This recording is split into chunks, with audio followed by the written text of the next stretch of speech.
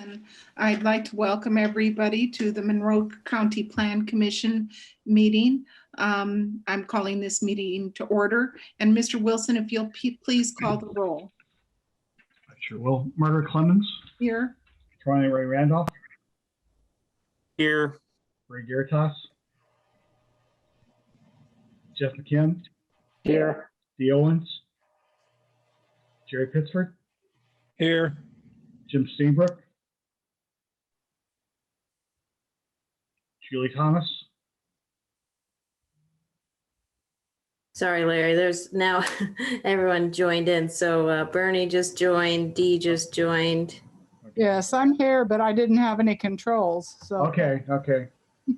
Jim Steenbrook. Julie Thomas. Amy Thompson. Yes, here. Okay. Appears we have 7 members and a quorum. Okay, great. Mr. Wilson, will you please introduce the evidence? I request that the following items be introduced as evidence for tonight's meeting. Monroe County Comprehensive Plan is adopted and amended. Monroe County Zoning Ordinance as adopted and amended. Monroe County Subdivision Ordinance as adopted and amended. The rules of procedure of the Monroe County Plan Commission and the cases and petitions docketed for hearing on tonight's agenda. So moved. And then I want to make a point of order that there's 8 members present, but during the roll call, we'll resolve that. Second. I'm just put up, so we have a full meeting. Mr. Wilson, will you please call the roll on the introduction of evidence, the vote? Okay, the vote's on the introduction of evidence. Motion in favor is vote to admit. Tron and Wright Randolph. Yes. Garitas.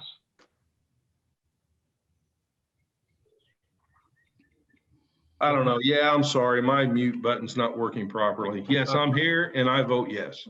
Okay, Jeff McKim. Yes. Dee Owens. yes, Jerry Pittsford. Yes.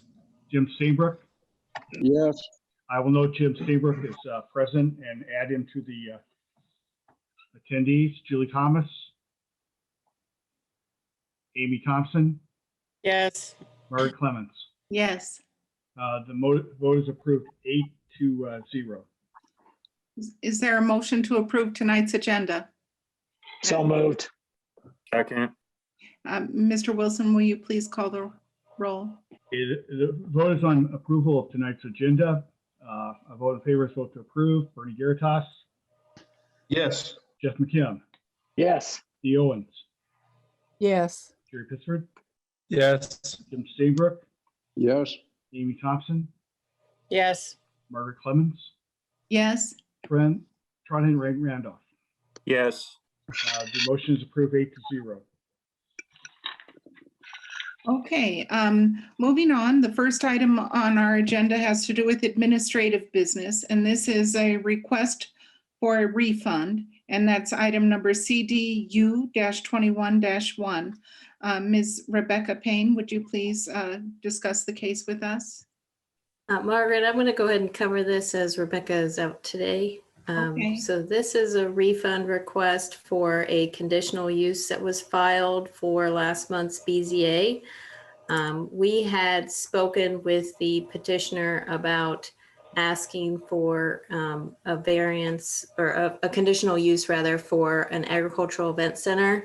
And after going through the file, after submitting a use determination, they submitted, but it became clear to staff that they would have a lot of barriers in order to do what they wanted to do and ultimately would be not able to meet the conditions of a conditional use. So we had asked whether they wanted to continue on or ask to be removed from the agenda. And so they wanted to withdraw their request and then subsequently asked for a refund of the filing fee.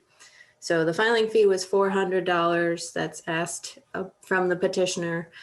Staff did put in a few hours of time going back and forth on this one, but didn't get to the point where it was actually written a report or presented to the BZA. It was pooled in time. So we probably did about 25 to 50% of the work for this, but they had just requested a full refund in the event the Plan Commission was willing to grant that.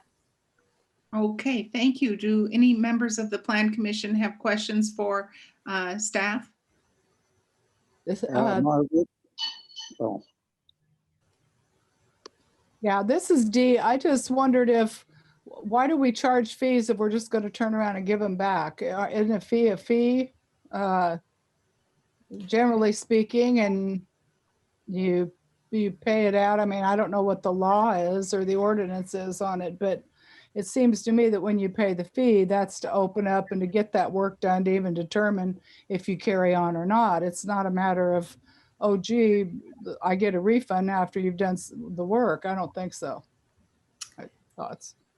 Yeah, and just to add to that, Dee, I think that's a good perspective. I think that in order to issue a refund, we do have a requirement that it's prior approval from the Plan Commission. So it's under your purview to whether you would consider giving a refund for any petitions. Thank you, Dee and Jackie. Mr. Stainbrook, did you have a question? well, thank you. I tried. I wasn't sure, Margaret, I got my hand up. I tend to agree with what was just shared, but even more broadly than that, if I may generalize from this opportunity, I think sometimes when people come in, even if it's something more sophisticated, if that would be the case in this instance, and the planning department tells them that, no, this won't work, you can't do it because of this.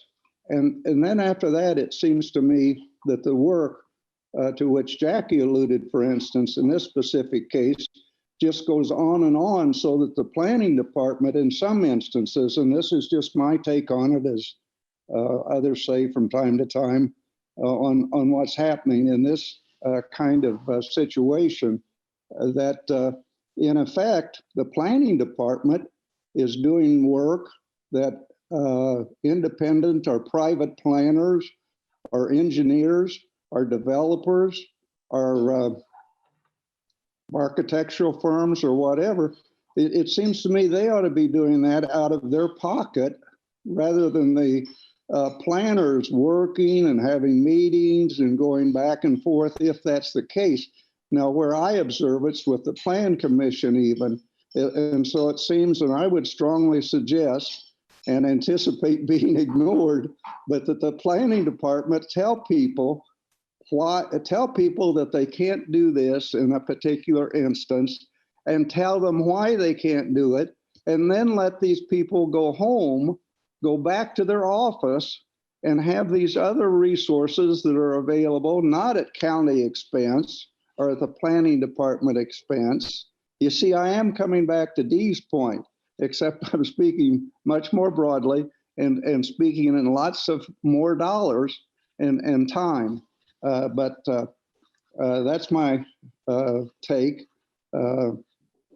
That's my not so spectacular story on what goes on here.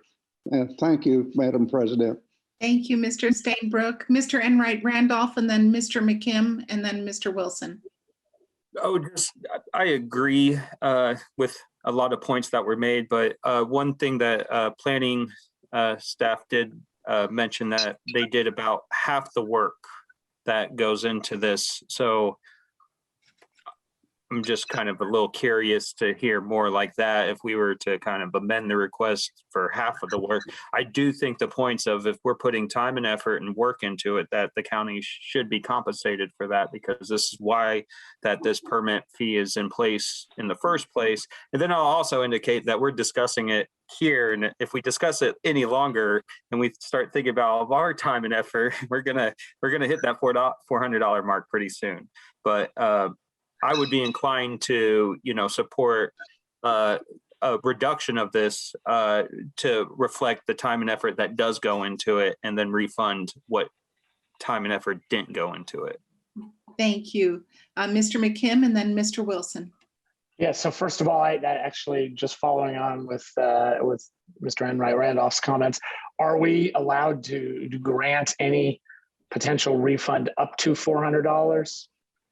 or is it $400 or nothing? I believe you can do a partial refund. Okay.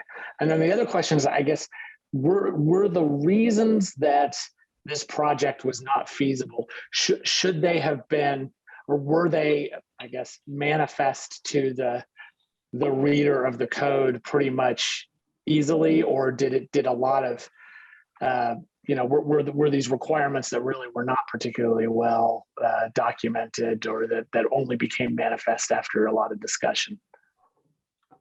In other words, should they have known?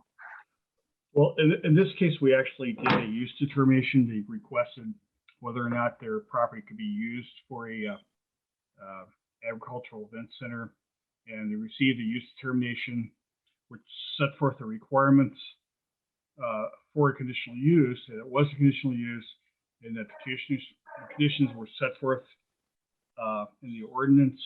And further, they were advised, as we are really trying to do in every case, to seek the advice of an experienced design professional and or land use zoning attorney prior to proceeding.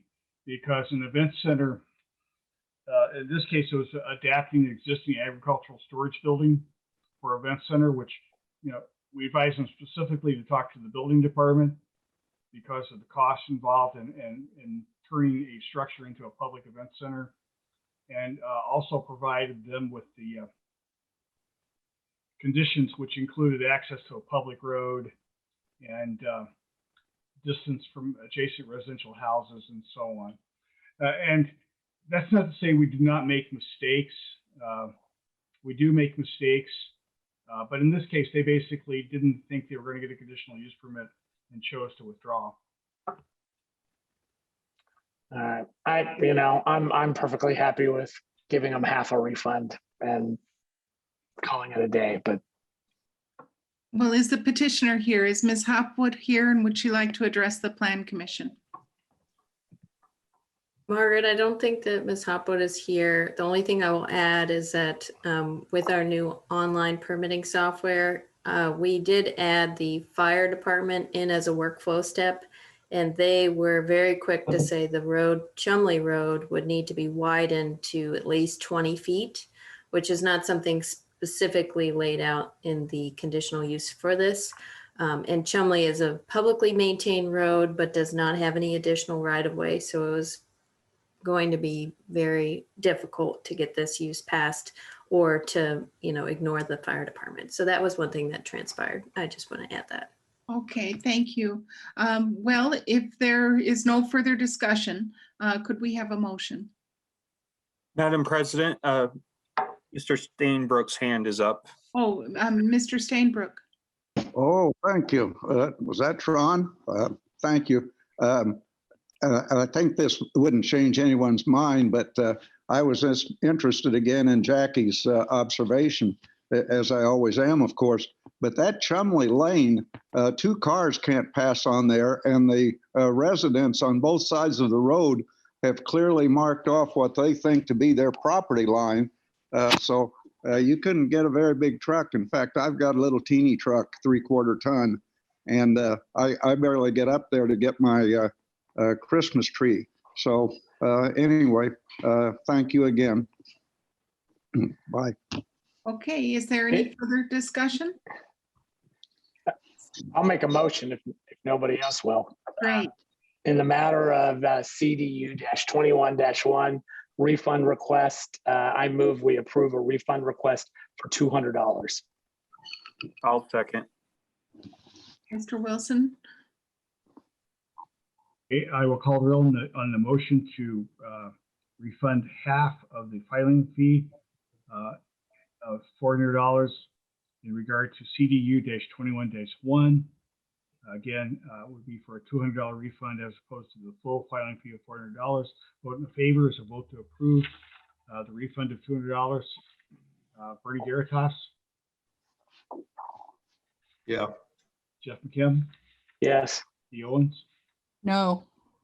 Jerry Pittsford? A very solemn response. I support. Yes. Okay. Jim Steenbrook?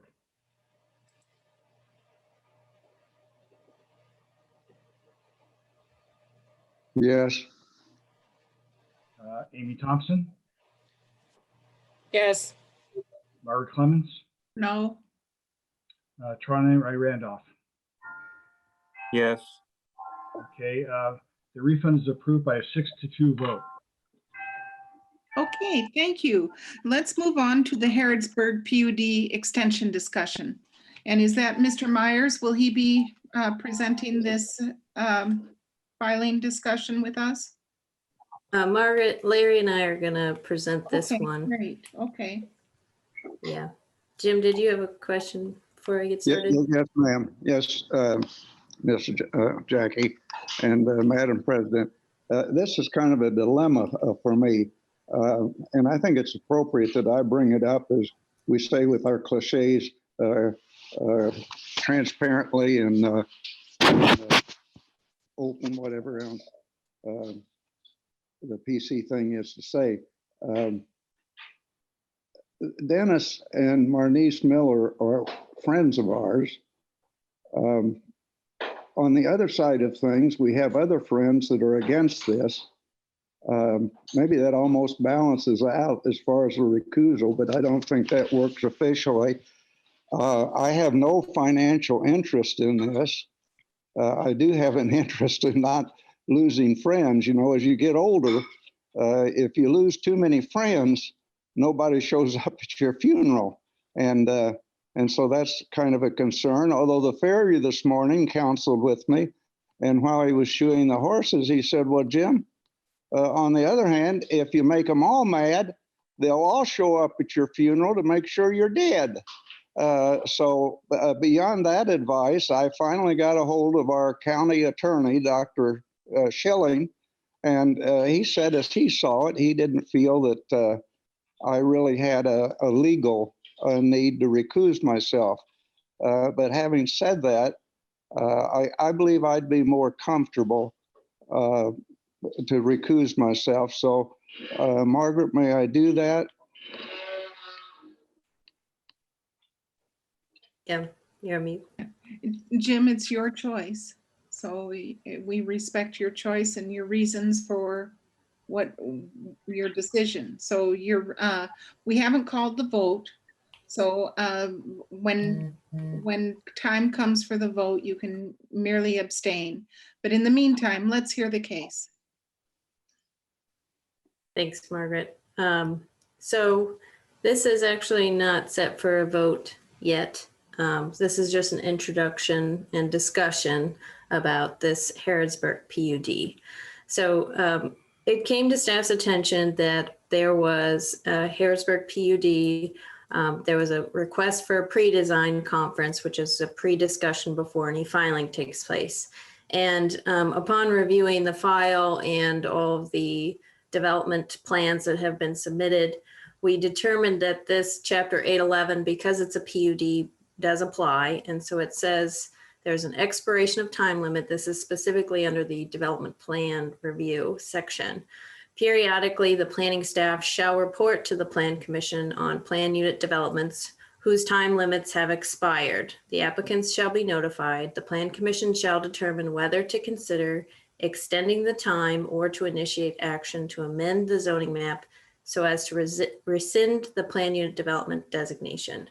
So what we're looking at tonight is just a discussion, and then next month we would actually do a formal hearing and move forward with how the Plan Commission would like to proceed.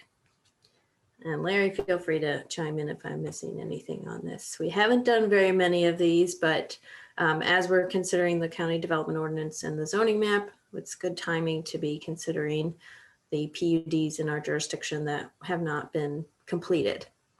So this is the area we're talking about, South Harrodsburg Road and Popcorn. We have had preliminary discussions with their design engineer, and they have relayed that information to the person who's interested in developing the property. So just to give you a little bit of background about this particular PUD, it was approved in 2001 to allow for 10 duplexes. It was after an outline plan is approved, they filed a development plan, and that was approved but never completed. In 2005, they came back and amended that outline plan for an approval to allow for 9 fourplexes. The development plan again was approved but never completed. Fast forward to today, and they have requested a pre-design for consideration of 9 duplexes. And the utilities are partially completed on the site, though we would have some consideration of building that up to current standards. So since the time has lapsed, and therefore the Plan Commission can operate under Chapter 811-4E3.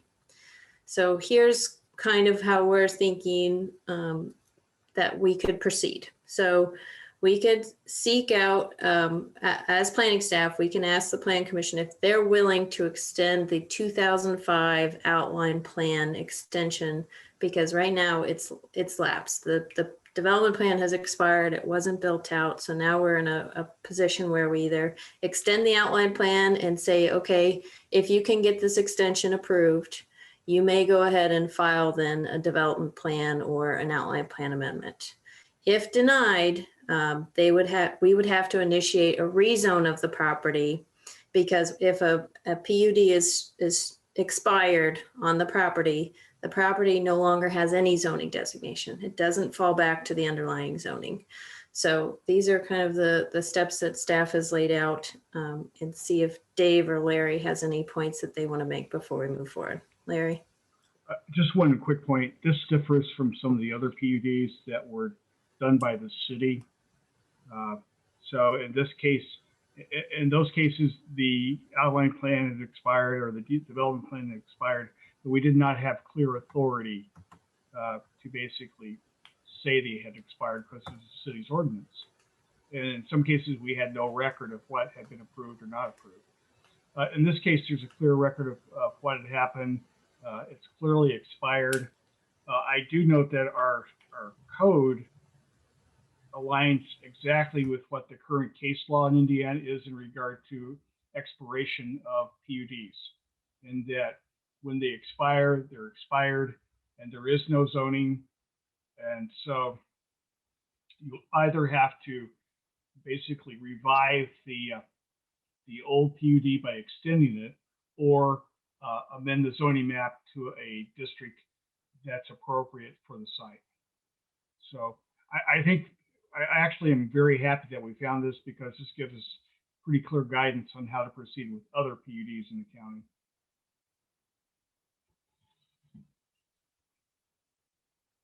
Larry, do you mean to say that you're glad that you found the section that said that a PUD that expires does not revert back to the underlying zoning? Is that what you were talking about?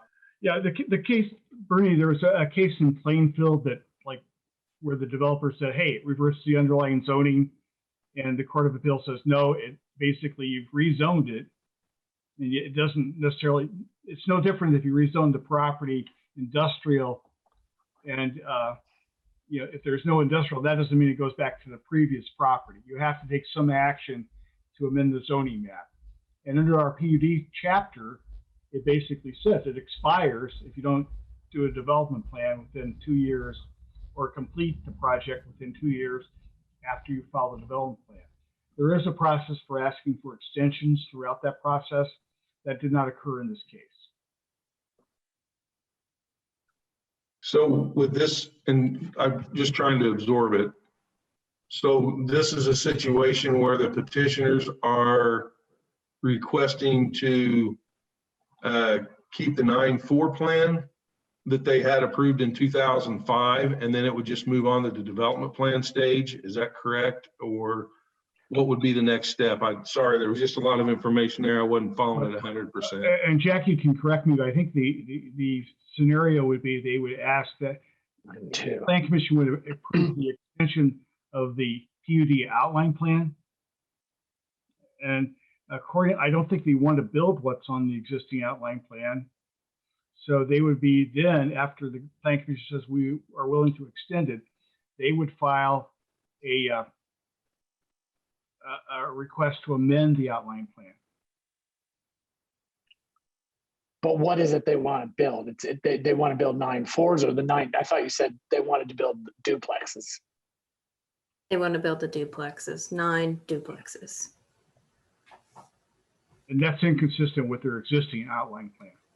And that's why it would be an amendment. Yes. Gotcha. Thank you for taking the time to explain that, Larry.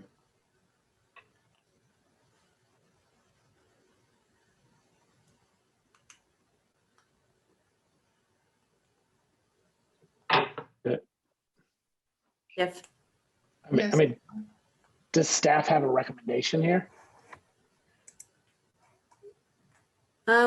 well, so what we're assuming is that planning staff would take an outline plan extension as a public hearing. We would start that process next month and notify the petitioner.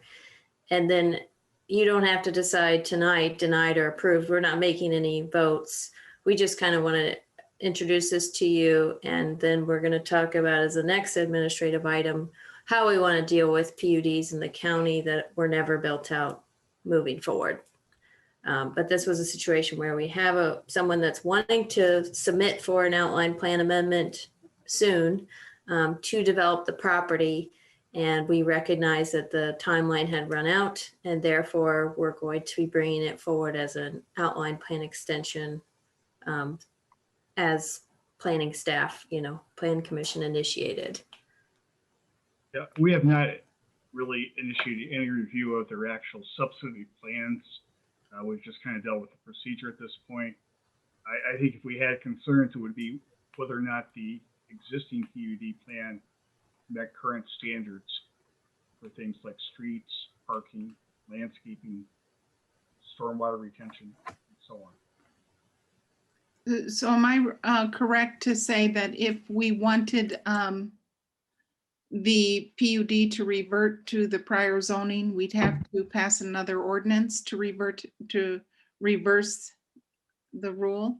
And how many PUDs do we have in that category of expired or expiring? We have currently in our zoning map, we have one other PUD that's listed as expired that I don't think a rezone was ever initiated. I would say, Margaret, we have 102 PUDs, and when I went through the zoning map, there's a couple layers to that, but as it relates to properties that are completely undeveloped, that have an outline plan and either expired development plan or never filed a development plan, I would say there's somewhere in the ballpark of like 5 to 10. That's straightforward. Yeah. My feeling is that the PUD has expired. We should revert back to the original and surrounding zoning plan, and we should try to be on top of that. It doesn't sound too cumbersome to amend to make the amendment and to pass that ordinance.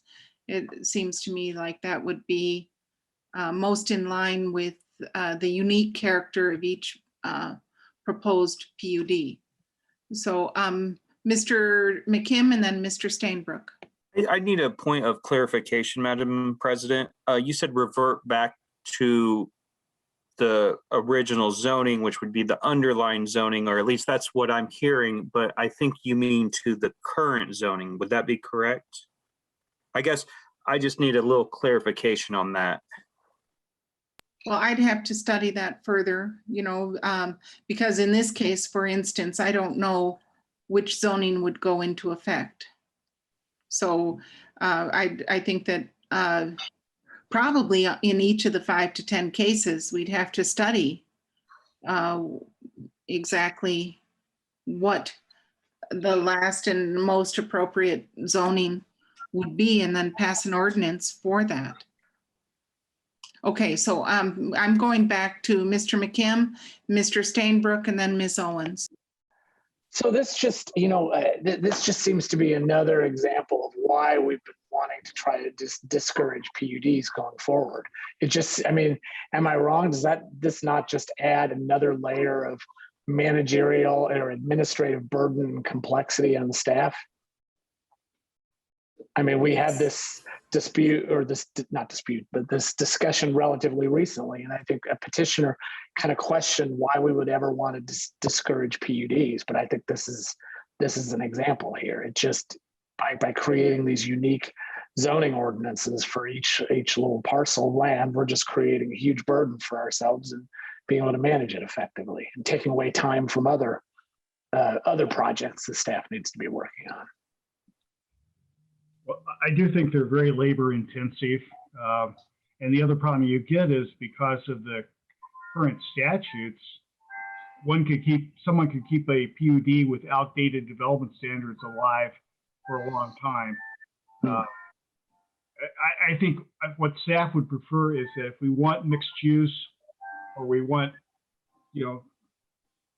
duplexes or multiplexes and so on, we should have those uses provided in the districts with clear standards that apply to everyone. And so then you have a clear guidance for someone where to go and how to put these projects together.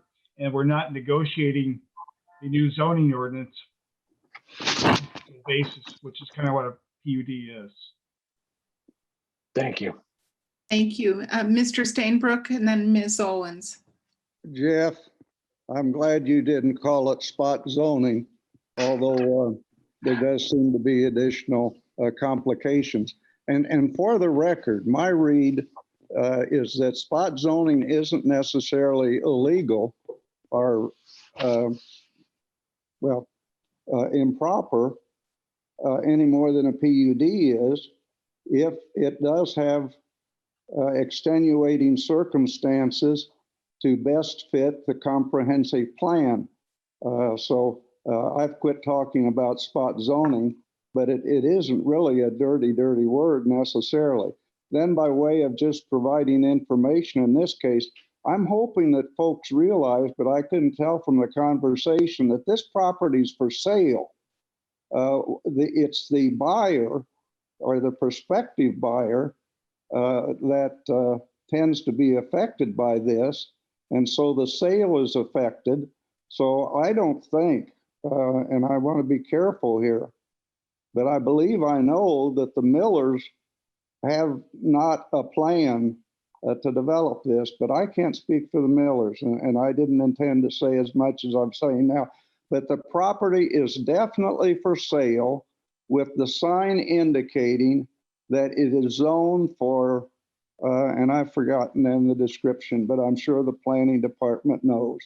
So thank you, Madam President. Thank you, Mr. Stainbrook. Ms. Owens?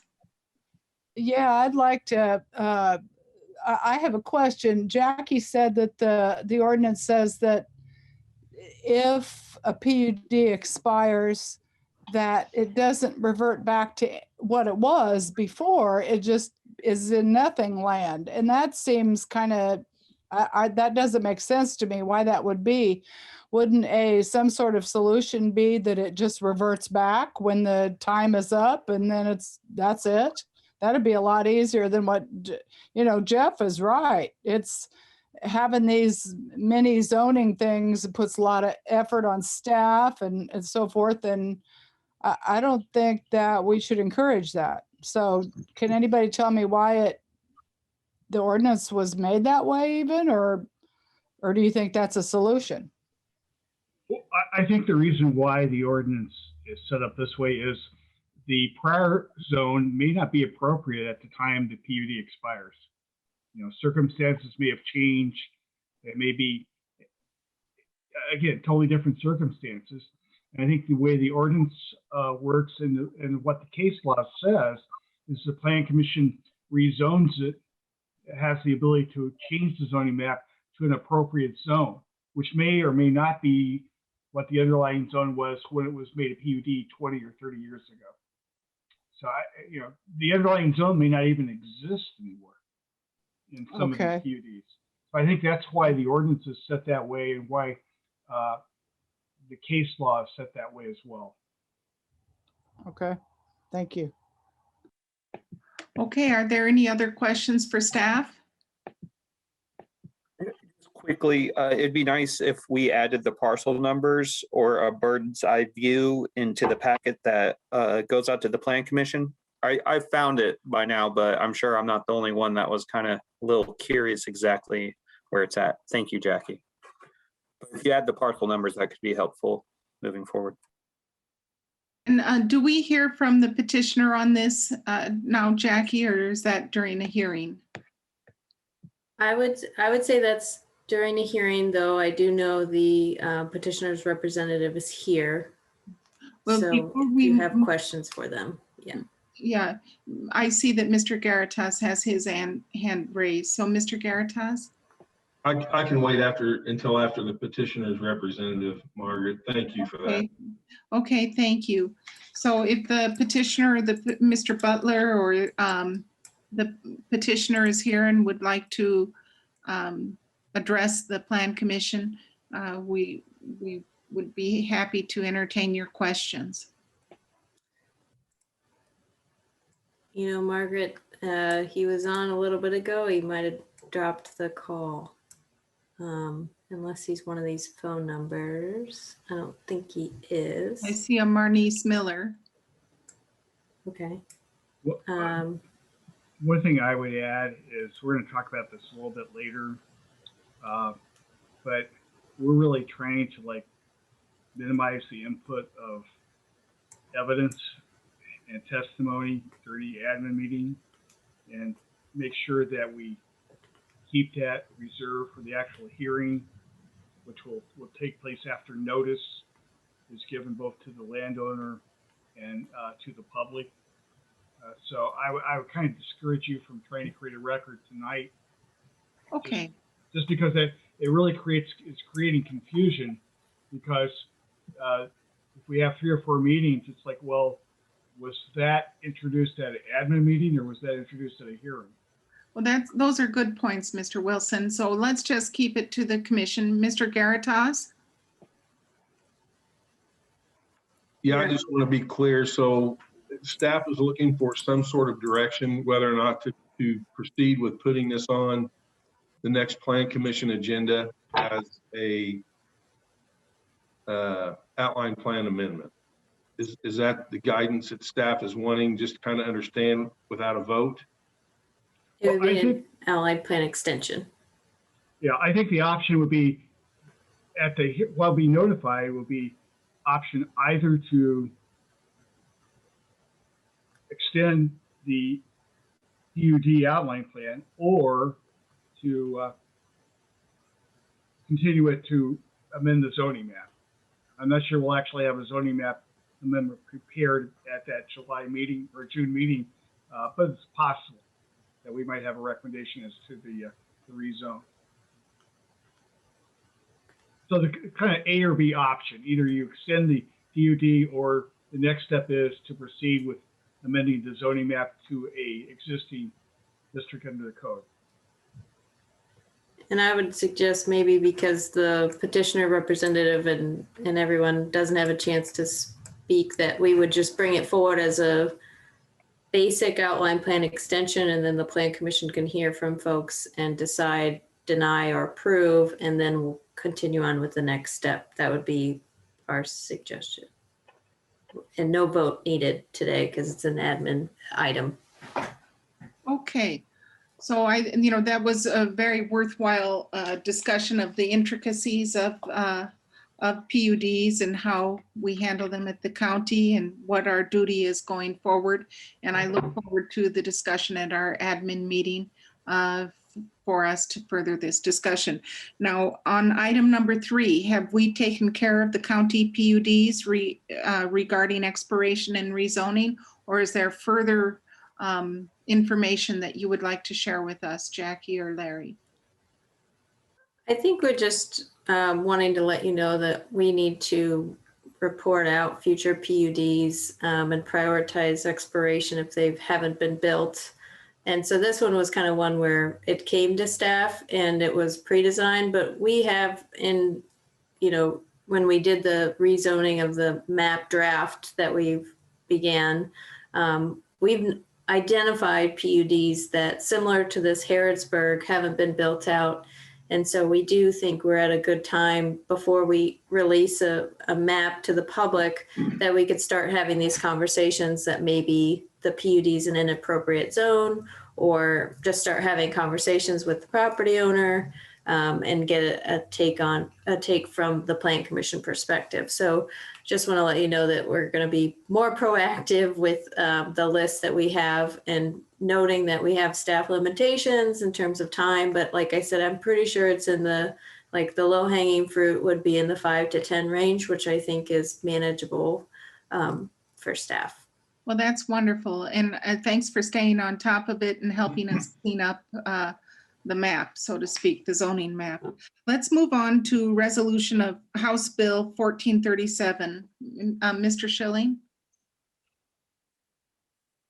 Thank you very much. I think this is some legislation that was adopted to sort of help counties maintain some of the flexibility that they were able to enjoy in conducting public meetings now that the emergency orders have expired or are about to expire. So this resolution, if you adopt it, it would basically put you in accord with recent amendments to Indiana Code 514 1.53.5. The Plan Commission members could conduct or could attend meetings virtually as long as at least 50% of the members are present physically. And Plan Commission members who decide to participate virtually could only participate for 50% of the meetings in any year. And there's a few more requirements about how many consecutive. You can have 2 consecutive virtual appearances, and then there has to be at least a physical appearance in between sets of 2. So there's a number of rules that relate to this. The way this resolution is written, that staff members could always participate electronically unless the Plan Commissioner or the President direct them to attend physically. So that this is a resolution that allows you to have some flexibility. It changes a previous law on attending public meetings, but it does require staff to spend some time administering this resolution. In other words, keeping track of the number of meetings, keeping track of permissions, making sure that people have requested permission to attend virtually prior to the meeting and so forth. So if you're interested in continuing some kind of a virtual meeting participation, then this is a resolution you might consider adopting. And it became effective on April 21st of 2021. Hey, Dave, one question I have preliminarily would basically 5 members of the Plan Commission have to be in attendance, or is it a majority, 50% of the total? It appears to be 5 members. Yeah, it says you have to have a quorum, right? Yeah, that's the way I read it. And so you'd have to have 5 members. And the state statute, I believe, requires zoning decisions to be made by a majority of all board or all commission members. So you would have to have at least 5 people, and they would all have to unanimously agree to any action that was taken to satisfy that. So, but my point is, 5 members would have to be physically present, and then the other 4 members could attend remotely. That's correct. Okay. I would like to ask Mr. Schilling, are there any options or opportunities for people who have maybe a disability or kind of a concern, about vulnerability? Is there an option for people to spend 100% of the meetings attending virtually? Yeah, it basically, if they have an illness or another medical condition, and it's being highlighted there, they could exceed the 50%. And I guess, this is a brand new law, so it would just be up to somebody to challenge that. If somebody was gone 100% of the time, then, somebody could challenge that, but the way the ordinance or the way the statute reads, it looks like that if somebody has an illness or a medical condition, that they could participate remotely. Now, who determines whether or not that is permissible? Well, it looks like it would be, I think, the president of the Plan Commission who, because you're required for, let me see. Okay.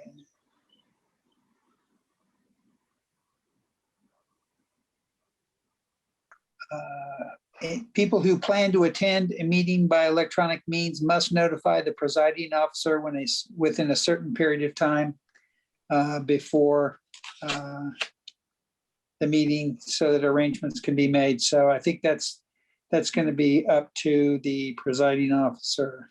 So if somebody, because of a medical condition, would like to attend 100% of the meetings via Zoom, it would be up to me to say that that's fine.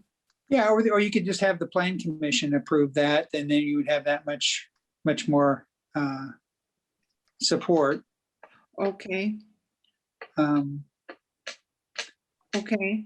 Do any other members of the commission have questions for Mr. Schilling? Julie has her hand raised. Yeah, Julie? Yeah, and I saw that Amy had posted a question, which I will include in mine. We should probably try to avoid using chat because sometimes these things get lost. But so Amy's question is about the committees. And then I have two related questions. One is whether, the first one is whether the executive session is the same as the executive committee, because it says executive session must be held in person. Yeah, that is the executive session is different than the executive committee. Okay. Although the executive committee might have an executive session. So Right. Got it. Yep. Yeah. And then, and then what with all the subcommittees, does each subcommittee has to come up with their acceptance of this. If this is not accepted, then everybody has to be in person once there's no longer a health order. correct. And that we think will happen June 1st because we're currently under the governor's orders for the pandemic.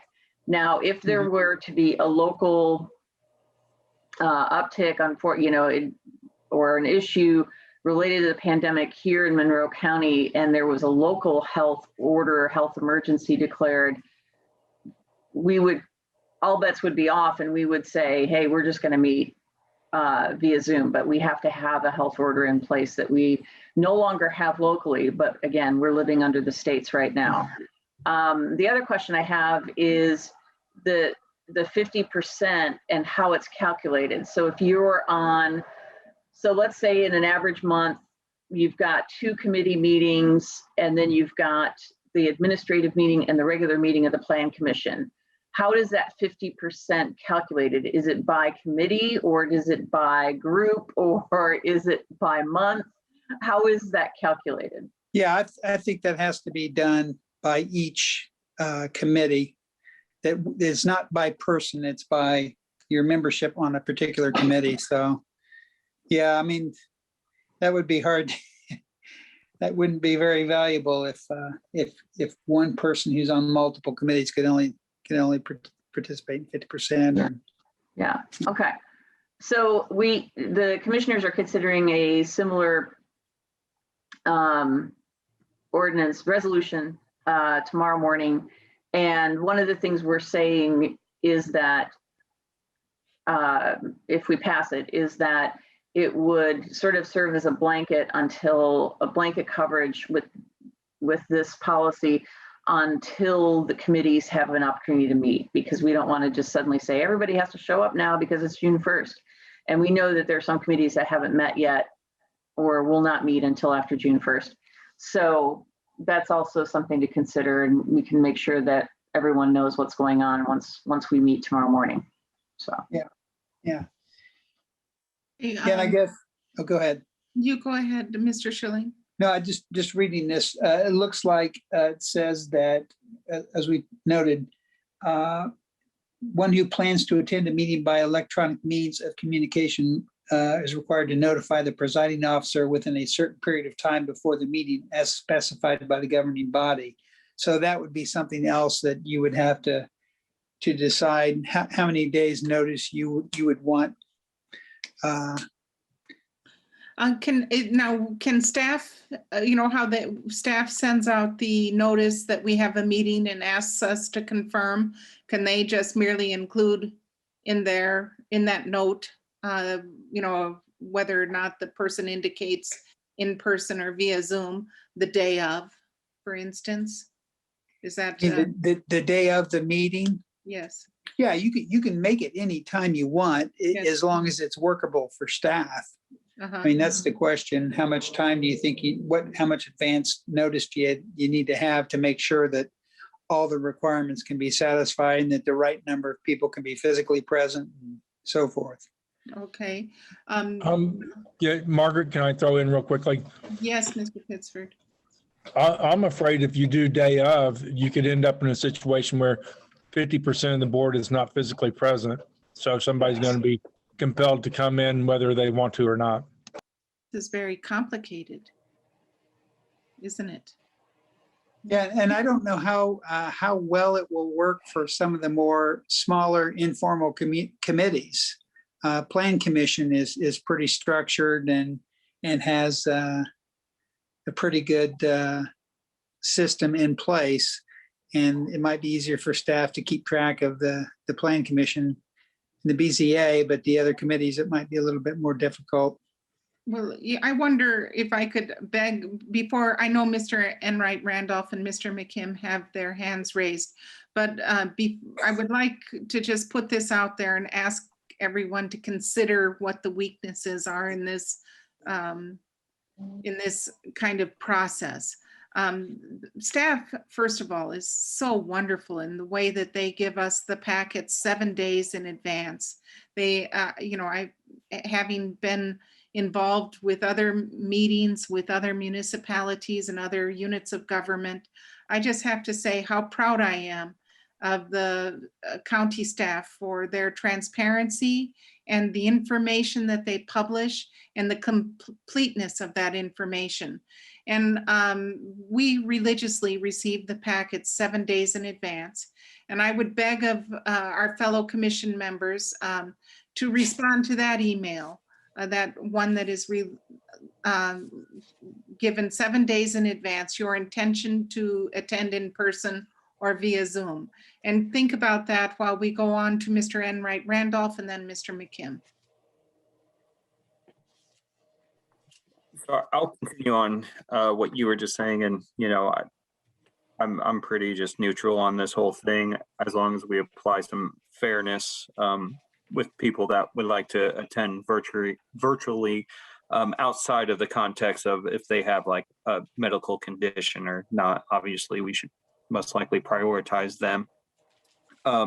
So, just kind of a thought is that we could maybe lay out some future meetings and people that are already aware that they would like to attend those virtually, we could kind of get some type of idea. And then, as we get closer to that 7 days, when the packets are sent out, and if someone might want to switch, that would be interesting. I do see the convenience of being able to attend meetings virtually. So I do think we need some, matrix or metrics to kind of apply fairness. That's one thing. Also, I wanted to address maybe smaller boards and committees. When I look at the House Bill 1437, Section 4, Dave, it says allows a member participating electronically to be conducted for quorum purposes. So like we have a board of 3. So if we need 3-4 quorum, or maybe if we have a even split board of 4, 2 would be 50%, but we need 3-4 quorum, then that means the third could join electronically. Correct? Because we were talking about that we actually needed a quorum physically and present, and this, what I'm reading, kind of doesn't go with that. So that's a question for you, Dave, when you're ready for it. Section 4 of the House bill. And then I had one more comment, and I think it just really needs to be cleared or clearly stated that if you do want to attend electronically, you have to be able to have camera and audio. So you have to have the ability to do that too. So I don't think that point has been like driven home. But I do think it's really significant. So that's all my comments. And Dave, when you get a chance, please provide clarification on that. Are you talking about 514 1.53.7 B? Is that where you're talking about? I just you got don't the have- digest up, and it says Section 4 allows a member participating electronically to be conducted for quorum purposes. So that would go maybe to a 4-person board. So I can. Yeah, I don't have the House bill in front of me. Let me see if I can pull that I'll up. put it in the chat right here for you, Dave. Well, I've got my Lexus up here. I can. Okay. So section 4.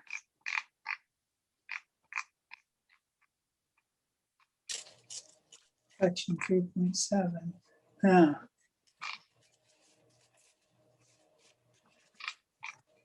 Well, I just don't have that. I think Mr. Enright Randolph put it in the chat.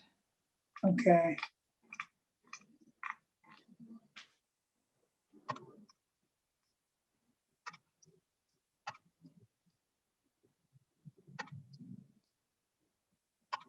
Hmm.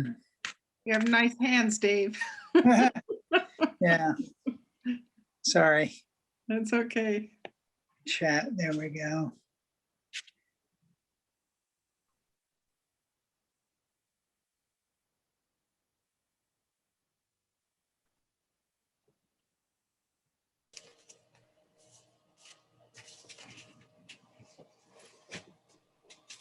Section, okay, that's 5.1.14.8.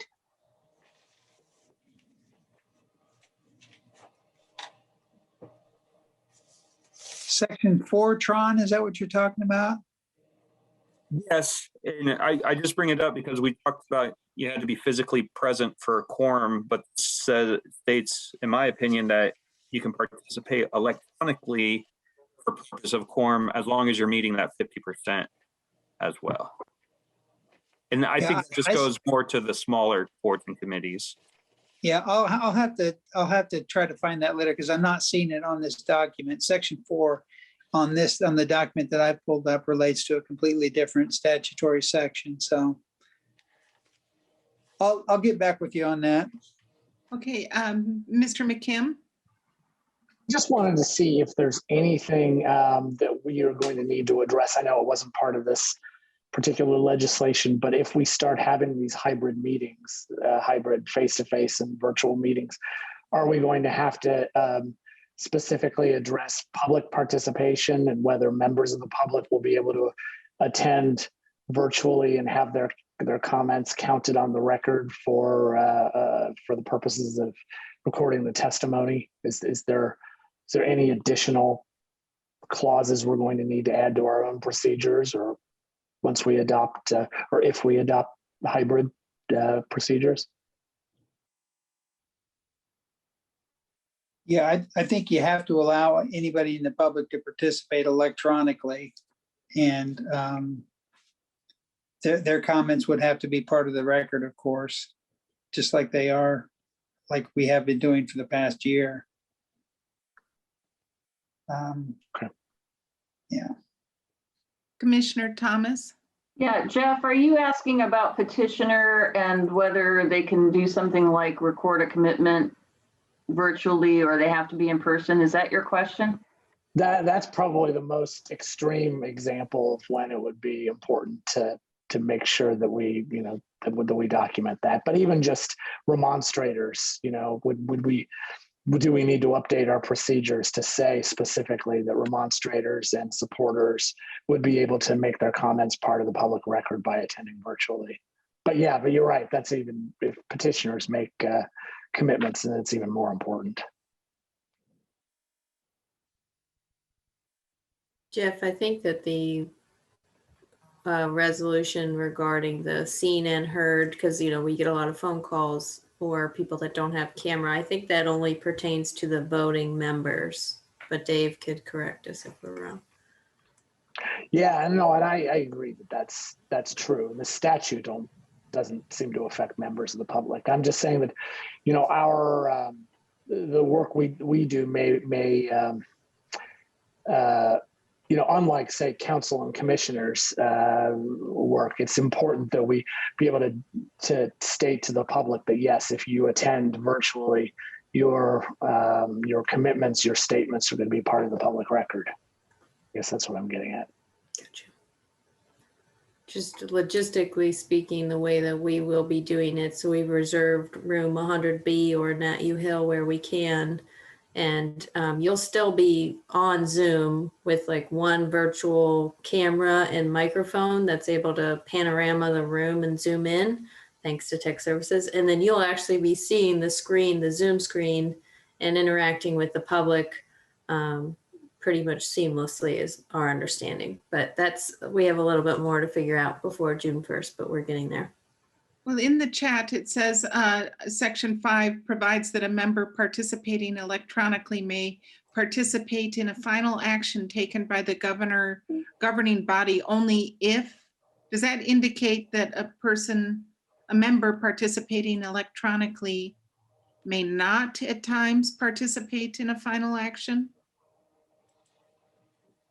Yeah, there are, for example, if somebody is participating electronically and their communication is able to be received by everybody participating, then they can generally participate in the final action. But if they're calling in and talking to a member, communicating their thoughts and so forth through a member, then they can't participate in the final action, but their comments can be put on the record. Okay, and Commissioner Thomas, do you have another comment? Yeah, just a thought that it may be that packets need to go out a little earlier, but just to make sure that we have a quorum. But it seems like it may be, obviously it's going to take some tracking, but it seems like it may just be whoever responds first, if they plan to attend electronically, and are eligible to do so, would get to the top of the list for that subsequent meeting. I mean, that may just be one way of doing it and keeping track. But somehow, yeah, that attendance is going to have to be tracked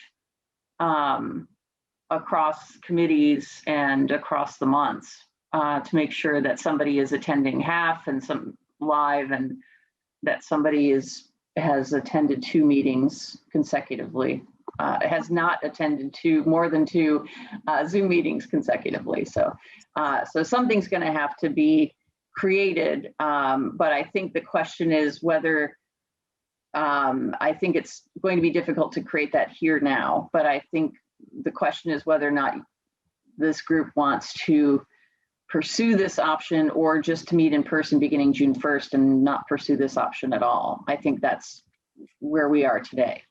So much for the Paperwork Reduction Act. Mr. Garatas, did you have a comment? Yeah, I think that we should meet in person as soon as we can. I think we need to revolve back to where we were. And I don't know, I think my first question when I think this through is, will we make better and stronger decisions virtually, or will we do it when we are all together in a meeting?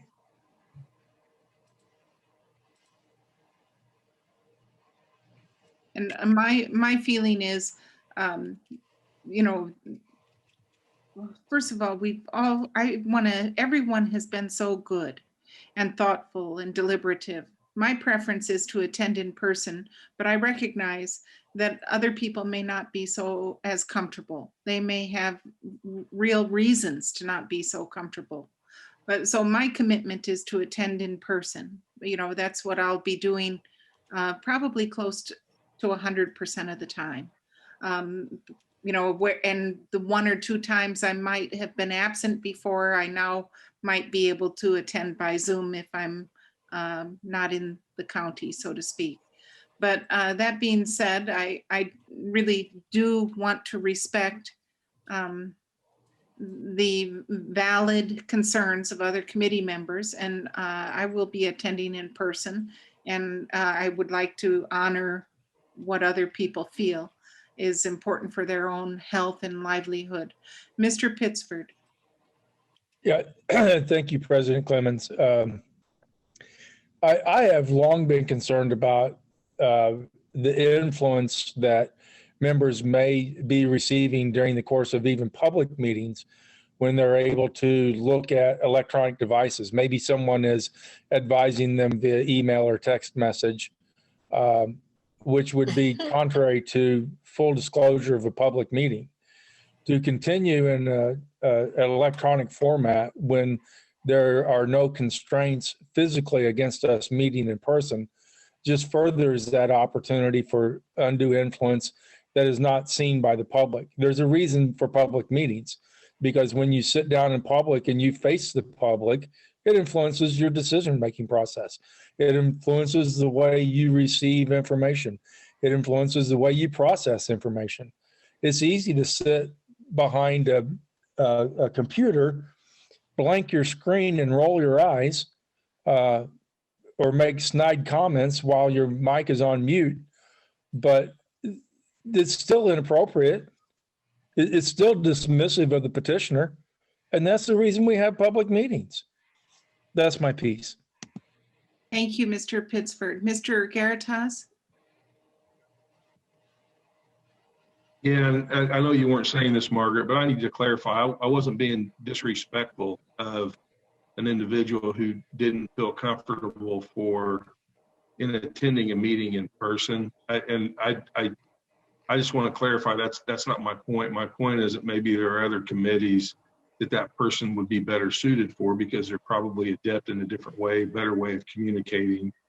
I think we get a lot out of a public meeting, and those are just my feelings, but I don't have any opinion on somebody who decides that they're not able to attend a meeting in person. I just think that maybe they should look for possibly another venue, another way to serve. And I think Jerry said pretty much the rest of what I've got. So that's all. You're never disrespectful, Bernie. Thank you. Mr. Pittsford and then Mr. McKim. Okay, again, just real quickly.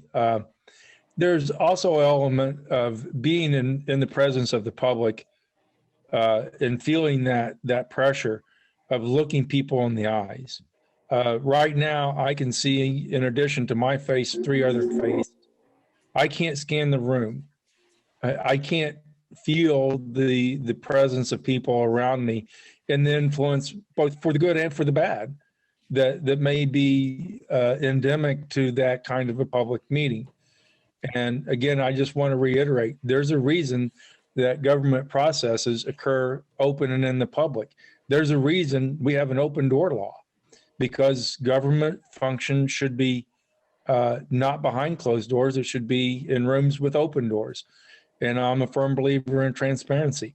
And I do not believe continuing with electronic-based meetings when there is no physical reason compelling that to happen is a disservice to the community that we serve.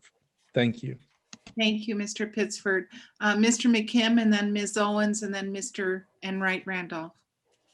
Thank you. I guess, my reason for supporting a hybrid model is probably a little bit self-serving. I have a day job that once in a while does require me to be out of state due to the nature of my job, and I really do like the ability to just once in a while, if absolutely necessary, participate remotely.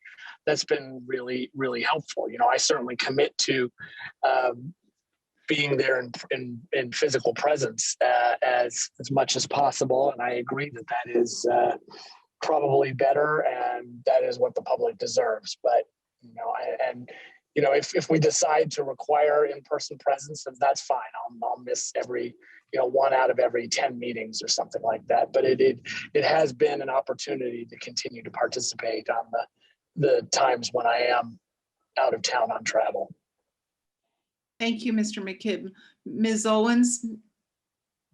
Yeah, I think I'm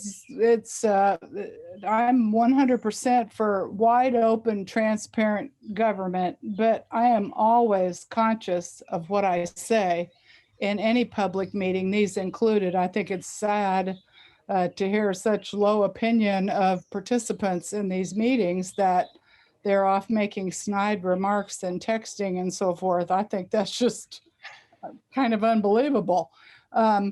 And I can tell you, as far as my camera is concerned, until Smithville decides to come where I live, which is way the heck out in the country, I have low broadband.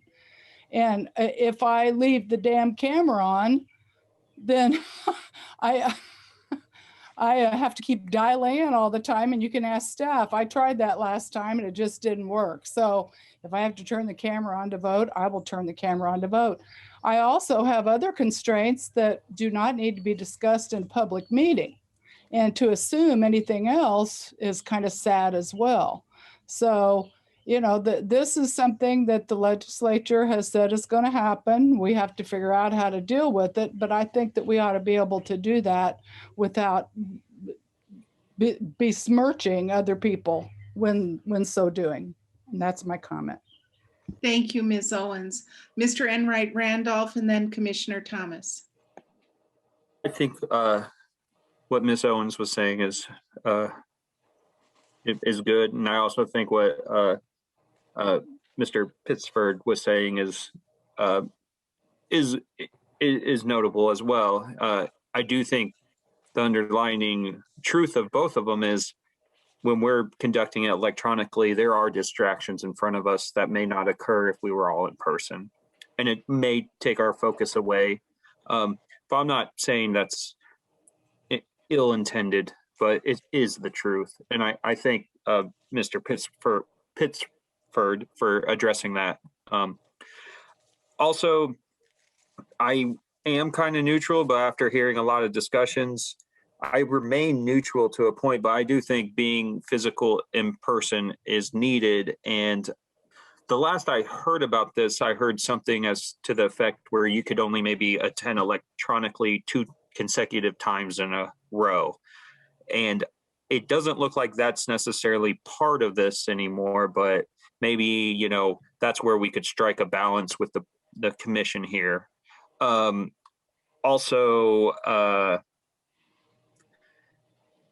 I enjoy the in-persons. I do think there's a different way that we deal with business. And I also like the fact that, you can't turn off cameras and things. You're kind of there. So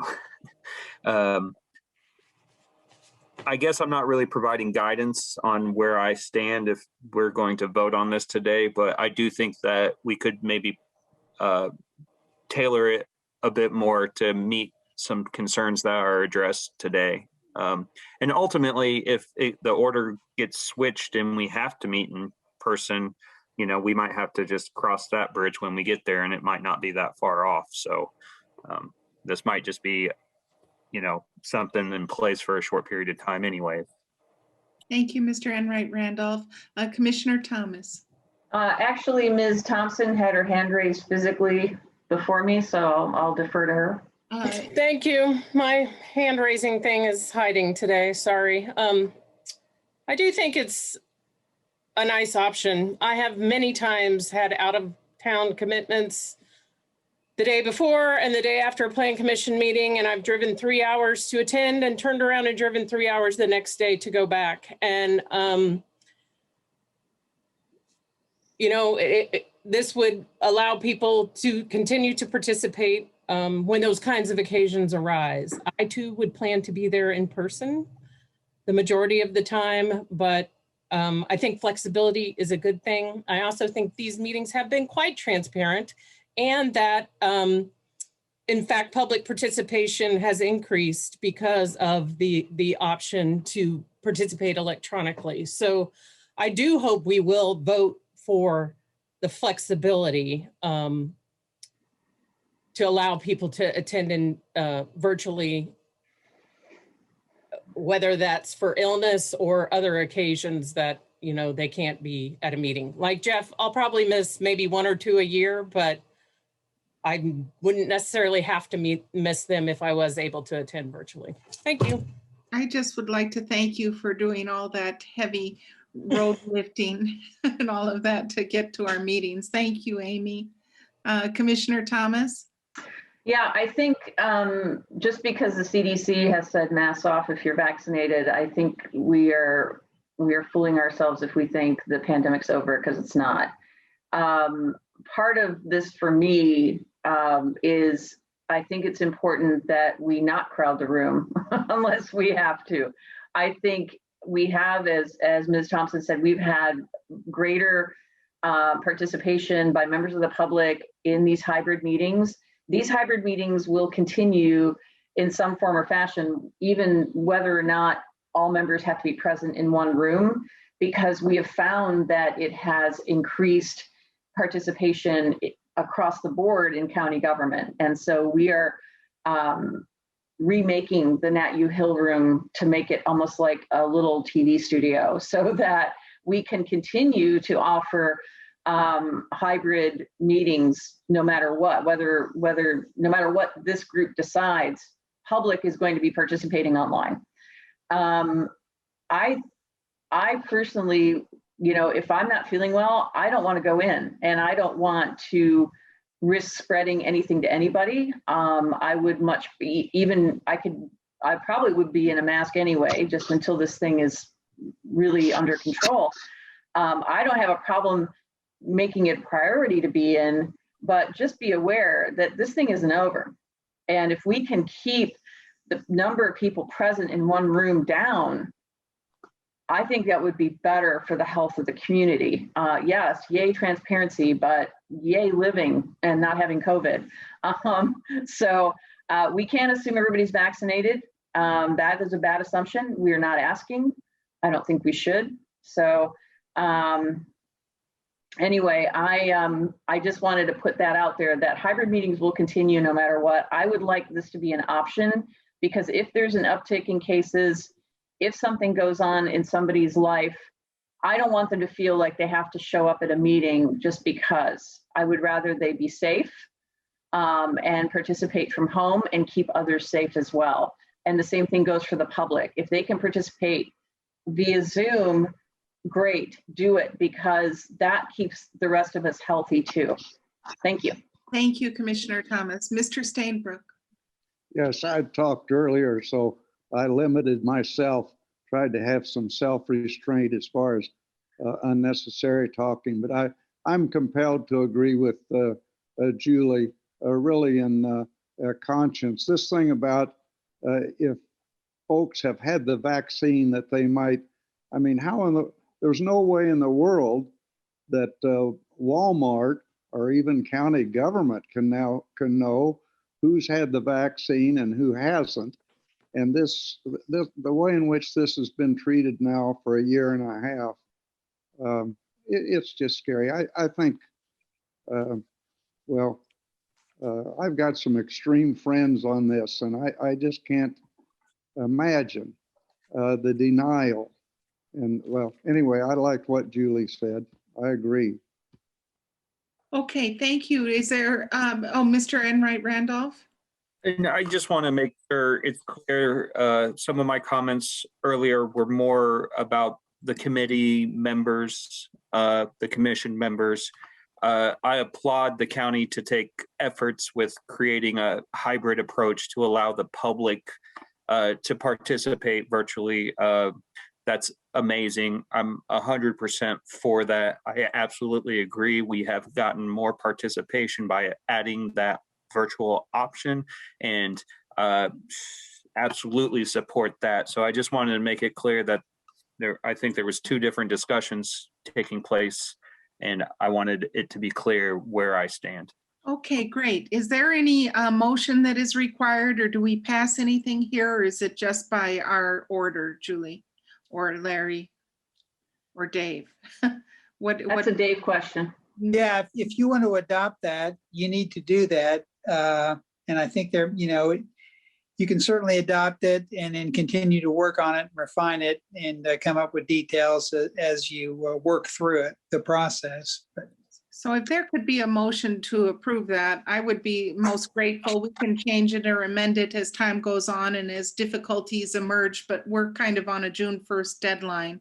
So if someone would be so kind. Oh, I'm sorry, Ms. Owens, you have a question or a statement? Yeah, I do. It just that this is something that was flashed on the screen. I haven't even read it. I'm not comfortable voting for something I haven't read. Okay, well, that's a good point. I don't recall seeing it in the packet. Was it in the packet? No, Dee, this has kind of come on a little bit later than we wished, but yeah, we apologize. This is the first time you're seeing this, and the legal department has put this together for each one of our committees and boards, and they're doing this for all of Monroe County government or departments. So this is pretty verbatim language across the board, just with Plan Commission switched out. Can this get sent out via email and then we talk about this? I don't know. I didn't realize that it hadn't been sent. I guess because I've seen it for the last week so many times, I didn't realize that it hadn't been sent out. Yeah. This is what happens. Or can it get read through? Because it's actually really short, Ms. Owens. It's actually a pretty short piece. And it just basically complies with the state statute. And the other question, Dave, then is if people don't feel comfortable approving it tonight, again, the commissioners are considering this tomorrow with a blanket approval for every board or commission, every governing body, as it were. And if that passes, it will become effective anyway, unless a board or commission or governing body makes a decision to not do it, correct? well, that's I guess that's one approach. I kind of read the statute to say that all governing bodies are going to have to adopt it. But the Plan Commission administrative meeting, the next one is June 1st. And if there's going to be at least 5 people there physically, then it could be the first order of business. And anybody that needs to participate virtually could do so. You can also email this out now and we can push this to the end of the meeting. Okay. I think Mr. Garrett has had one other comment. Just one more, Margaret. You're limiting me to one. Here's my question, and it goes to what Julie and Dave were talking about. The commissioners are going to be passing this in effect tomorrow. Why are we talking about it? I don't mean that to be abrasive sounding, but I'm just wondering the discussion. It sounds like the commissioners are going to make this happen tomorrow anyway, or does each governing body, as Dave is saying, that Plan Commission is a governing body, BZA is a governing body, Plat Committee is a governing body. The commissioners aren't speaking about the governing body of the county. We are considering this tomorrow. I'm looking for the text right now. We're considering this tomorrow because we know that there are committees that have not met and will not meet before June 1st. So that this gives them the opportunity to have a meeting this way, part in person, part virtually, so that they can have that vote and make that decision.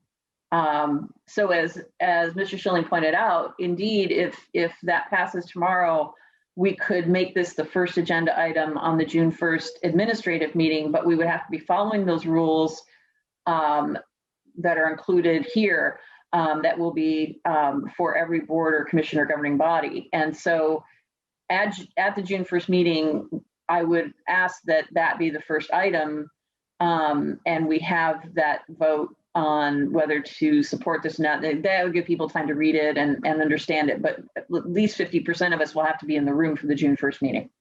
Very clear. Thank you, Julie. Okay. Well, then we'll consider this at the admin meeting because we believe in transparency and we're going to continue our sunshine efforts and giving every member of the Plan Commission the written text in advance, unless there's a motion at the end of this meeting, if someone feels so inclined. Okay, so let's move on to the new business, which is item number SSS-21-3, the Frazo Sliding Scale Subdivision Preliminary Plat. Is Ms. Crecelius here, or Jackie, are you presenting that? No, I'm here, Margaret. Thank you. Oh, great, thank you. It's good to see you. Okay, where's my PowerPoint? Sorry, just one moment.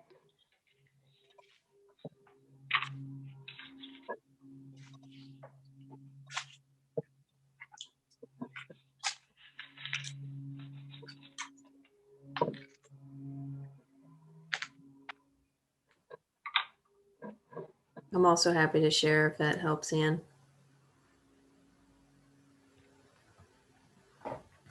I think I have it ready to go. All right.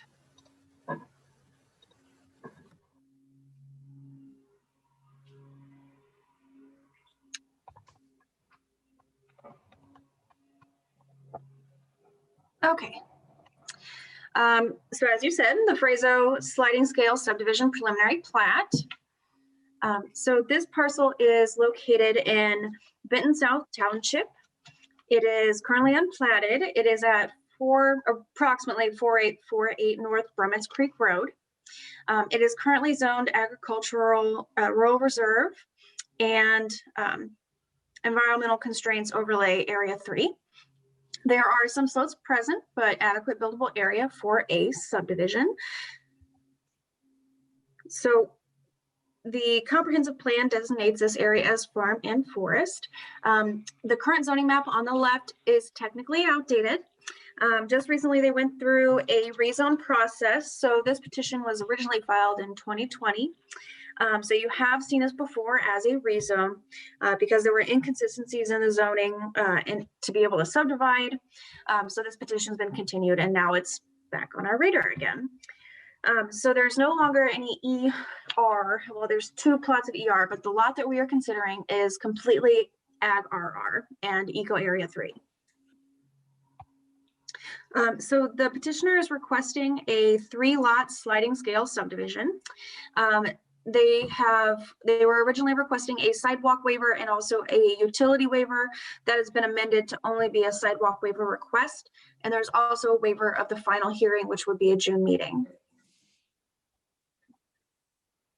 So this is the proposed plat. The 3 lots would meet all of the design standards of the subdivision ordinance and the zoning. So the property is 1 lot of record of 60 acres. Because the petition site is located within a mile of a public school, which would be Unionville Elementary, it's triggered a sidewalk construction.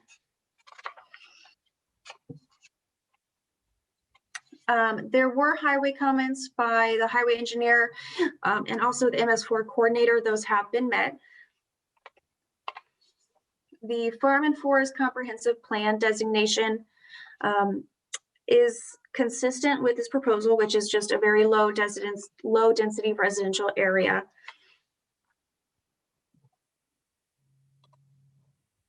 So the sidewalk waiver, because it's within that mile of the Unionville school, it is going to require a total of 2,200 feet of sidewalk. That's approximate. So I tried to outline it here on the top left image. It would be on the north and the south sides. So the 2 small parcels, well, if you see the 2 residences, that second parcel that looks farther to the southeast is actually directly adjacent to the northern small parcel. Those are both zoned ER. So there would be a gap in the sidewalk requirement. This area is a little bit to the south along North Brummets Creek is the street view that you can see on the bottom right. You can see that it starts to curve. The there's a kind of a drainage ditch along the side. There's a lot of vegetation. To install these sidewalks, there would be a fair amount of grading and vegetation removal. So staff overall does support the sidewalk waiver. Currently, there are no sidewalks along North Brummets Creek Road. So I know we've seen this before, but all of the proposed lots do meet the requirements. There are approved septics with multiple, there's 2 shared driveways and 25 feet of right of way that will be dedicated. The parent parcel does include, the required amount of acreage, and it will be put into that 25-year moratorium. So overall, staff is recommending approval of this sliding scale preliminary plat and the sidewalk waiver based on the findings of fact and subject, of course, to the highway engineer and the MS4 coordinator reports. Does anybody have questions? I can't see the screen right now. So do any members of the Plan Commission have questions for Ann? Bernie? Very quickly, so if we could actually approve this evening if we went ahead and voted for a waiver of the final hearing, correct? That is correct. Yes. Okay, any other questions of Ann? If not, is the petitioner here and would he like to speak? Yes.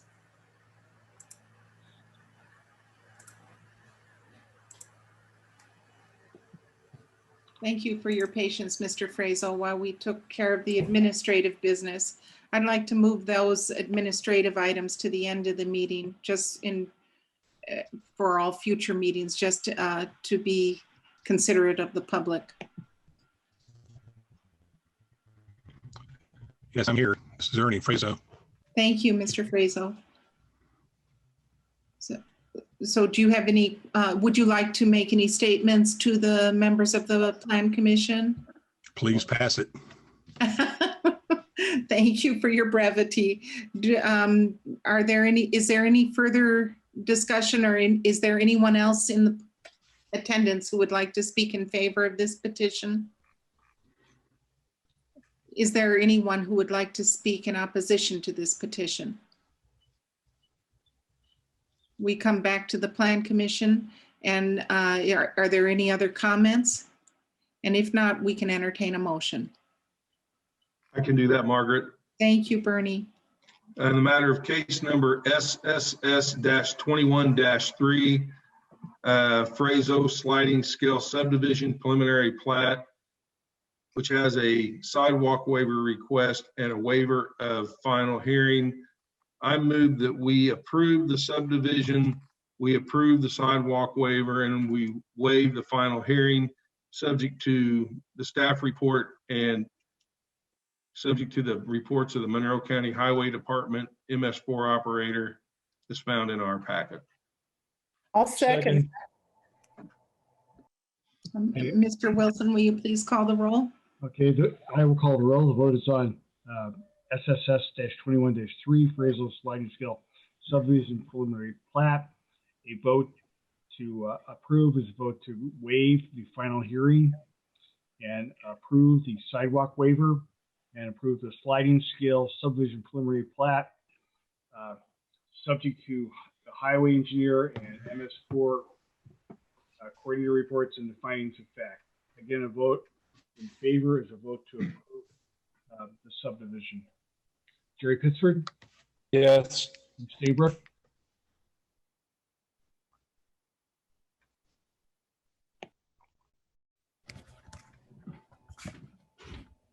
I said yes. Okay. Julie Thomas? Yes. Amy Thompson? Yes. Margaret Clements? Yes. Charlie Ray Randolph? Yes. Bernie Garitas? Yes. Dee Owens? Yes. The vote is approved by an 8-0 vote. Jeff McKim left the meeting. Okay, well, that's great. Thank you, Mr. Frazo, and thank you for all of your patience and your perseverance. Thank you very much. Thank you. Now, moving on, we have reports. Mr. Wilson, is there anything to report from planning? Just real quickly, I kind of mentioned this. If I can share the screen, I'm sure I can do that. Oh, okay, here I got it.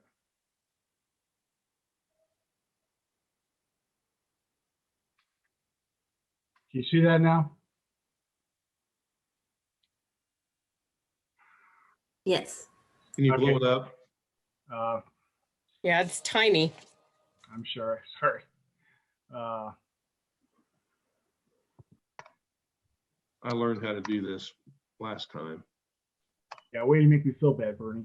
No, you can go into Zoom ratio under your view options. Jackie Okay. gave me a tutorial on this. So Larry, weeks ago. in the very bottom right, there's a plus sign. It's very tiny.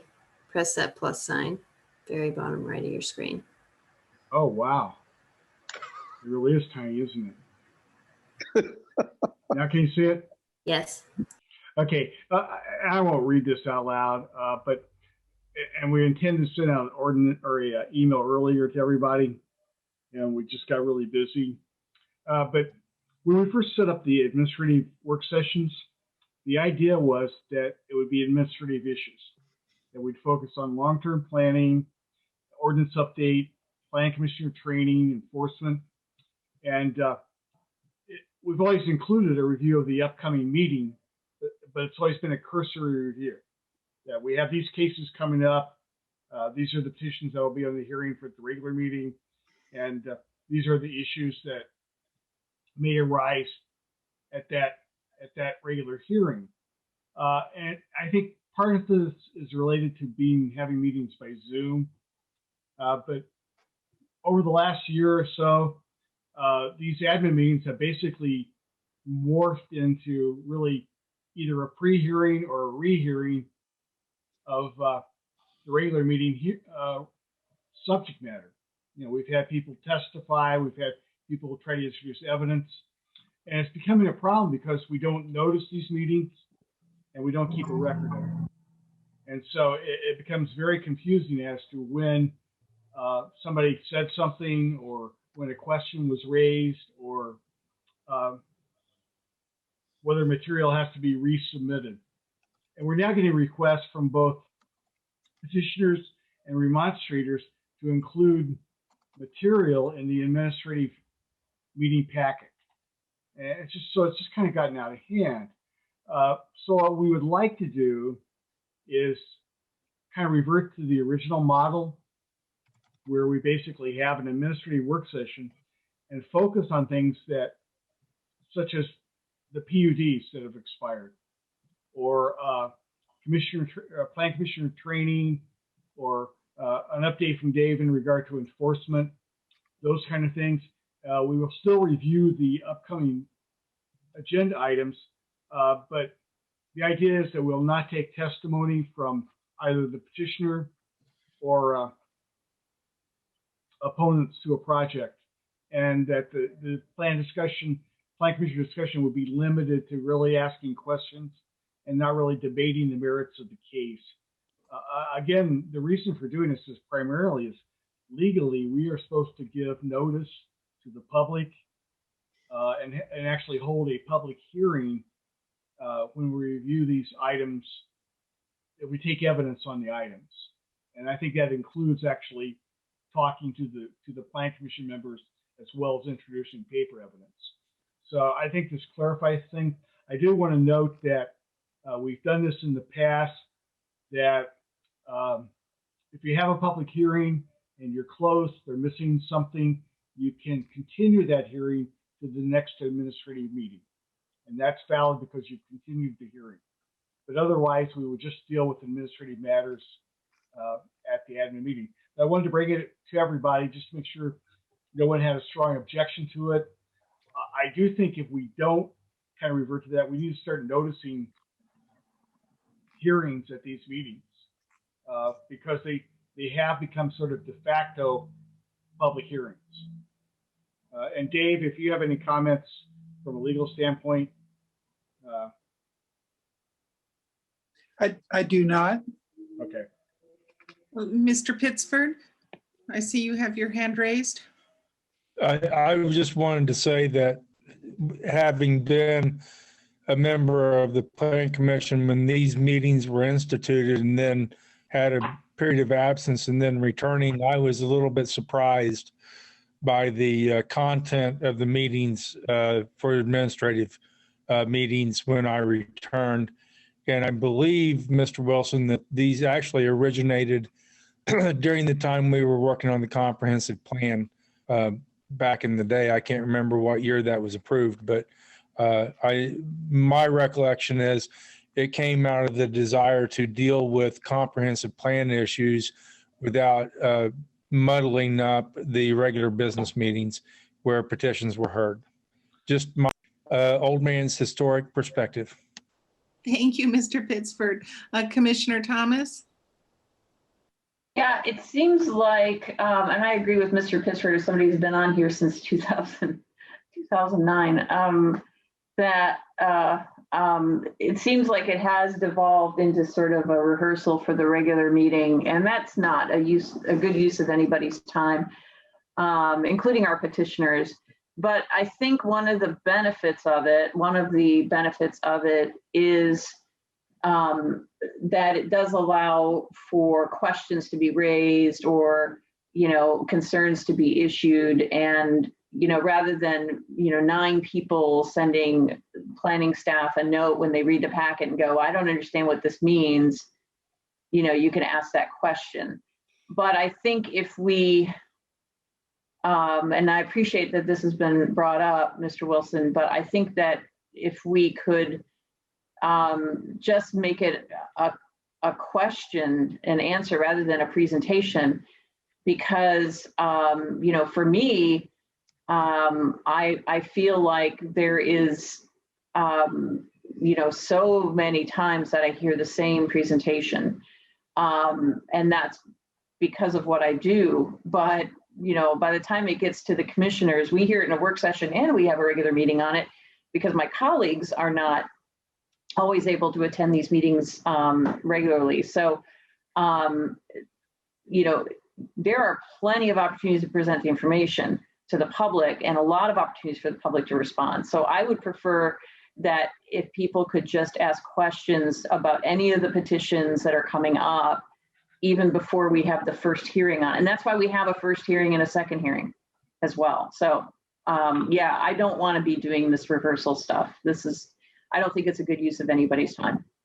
Well, I think the intent is to allow planning commission members to raise all kinds of questions at this administrative meeting. Like, I've got concerns because of the traffic, or there are a lot of sinkholes in that area.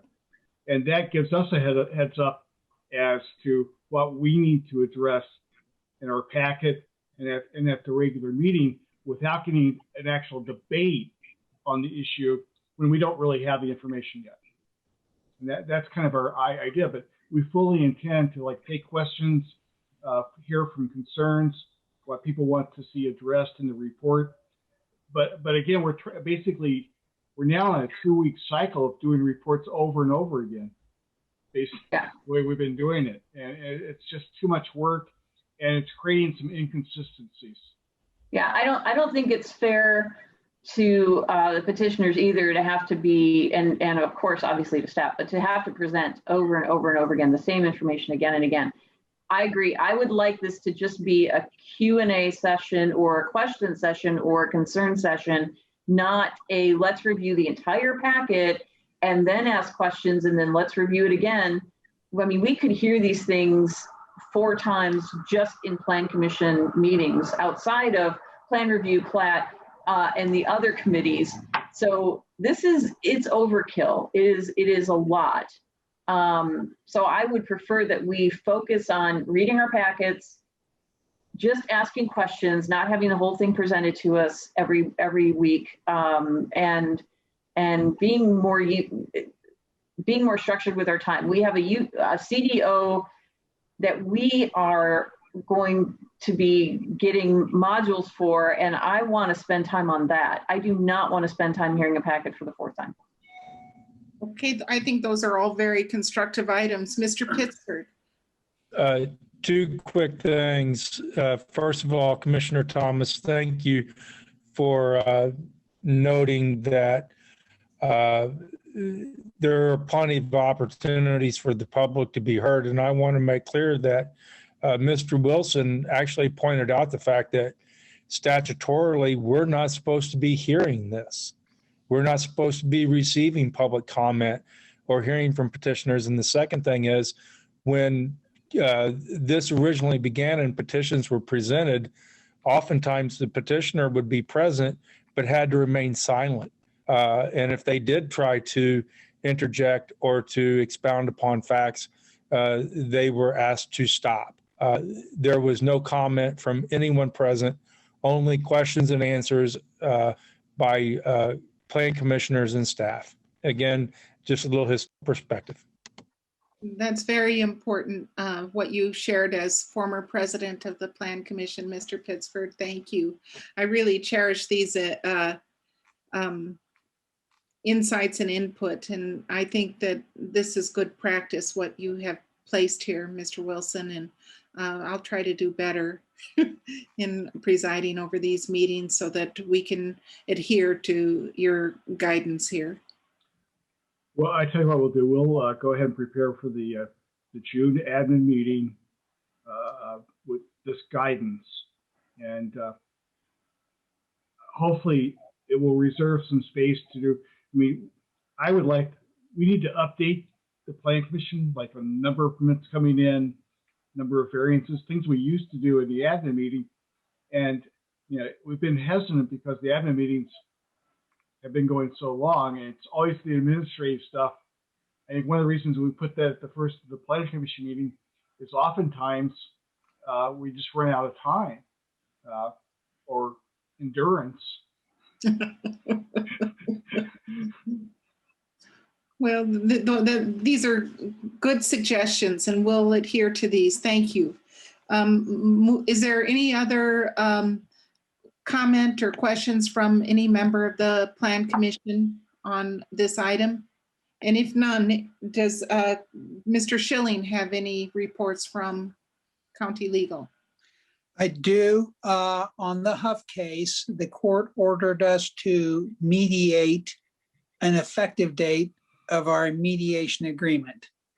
And a potential mediation period would be mid-June.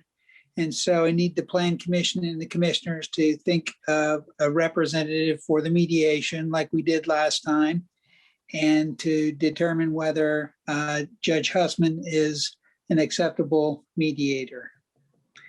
So that could possibly be done at your next administrative meeting to give you a chance to think about it.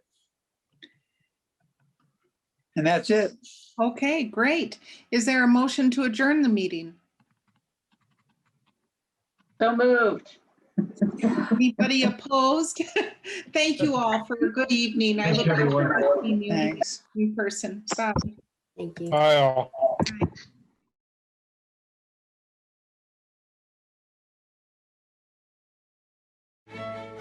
Bye.